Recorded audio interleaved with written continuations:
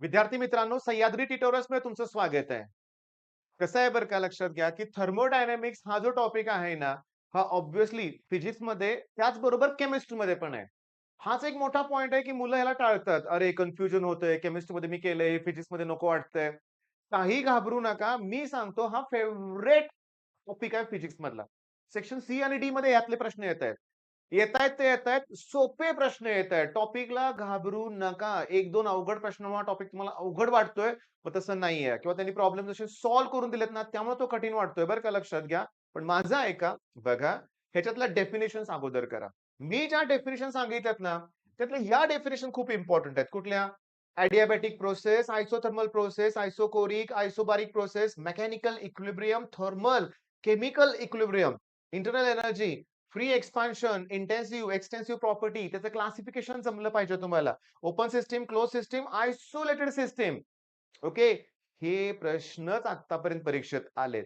तरी पण आपण काय करणार आहे, की डेफिनेशन्स मध्ये Q value of refrigerator 101 page number आहे. Efficiency of heat engine 97 heat इंजिनची डेफिनेशन आहे. म्हणजे मी तुम्हाला या डेफिनेशन तर करा म्हणतोय, त्याचबरोबर हे पण करा. कुणीही करू शकतो रे. आता एक प्रश्न कसा आलाय बघा, नीट लक्ष द्या. MCQ, a process in which volume remains constant is non as.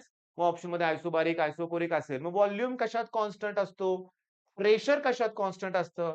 Temperature कशात कॉन्स्टंट असतं? याच्यावरून तर त्याच्या डेफिनेशन आहेत.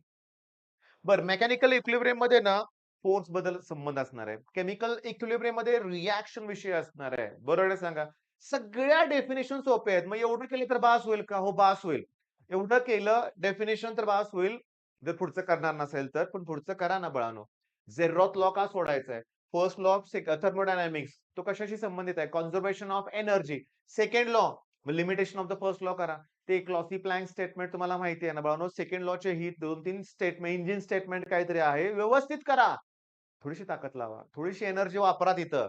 थर्मोडायनामिक्स ऑफ व्हेरियस प्रोसेसेस असा एक्सप्लेन येऊ शकतो. Explain thermodynamics of isobaric process, isochoric process. तसंच derive expression for work done in isothermal process, work done in adiabatic process. हे असं पण विचारतील. वर्क डन इन आयसोकोरिक विचारणार नाही, कारण आयसोकोरिक प्रोसेस मध्ये वर्क डन 0 असतं. एमसीक्यू येऊ शकते. ओके.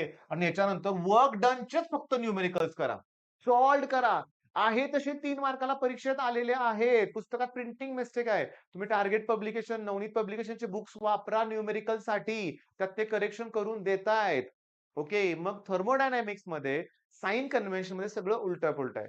फर्स्ट लॉचा formula delta U equals to Q plus W. केमिस्ट्रीमध्ये क्यू मायनस डब्ल्यू येतं. Work done on the system म्हणलं की पॉझिटिव्ह असतं. केमिस्ट्रीमध्ये इथं निगेटिव्ह. एक्सपान्शन म्हणलं की केमिस्ट्रीमध्ये निगेटिव्ह. इकडं पॉझिटिव्ह आहे. काही नाही, थोडंसं एकदम उलट आहे म्हटलं तर काही हरकत नाहीये. पण आपल्याला टेक्स्टबुक मधले न्यूमेरिकल करायचे आहेत. अरे, पण डिस्टिंग्विश बिटवीन आयसोथर्मल प्रोसेस आणि एडियाबॅटिक प्रोसेस प्रश्न येऊ शकतो की. मग करा की.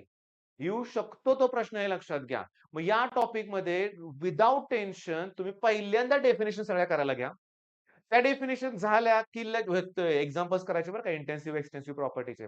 Thermodynamics as a state function ते केमिस्ट्रीमध्ये तिथं आहे का बघा. इथं तुम्ही ह्या डेफिनेशन केलं की फिजिक्स केमिस्ट्रीला पण उपयोग होणारच आहे तुमचा. ओके. त्याच्यानंतर लॉज करा. डेफिनेशन नंतर लॉ करा. लॉच्या नंतर हे प्रश्न जमले तर करा. अवघड नाहीये. त्यात तो पी-व्ही रेज टू गॅमा बऱ्याच ठिकाणी तुम्हाला घ्यायचा असतोय. आणि त्याच्यानंतर वर्क डन, फक्त वर्क डनचे न्यूमेरिकल्स करा. मग तुम्हाला सांगू का, शेवटी जे आहेत ना बाळांनो, अशा सायक्लिक प्रोसेसेस आहेत. ओके. कार्नोट सायकल आहे.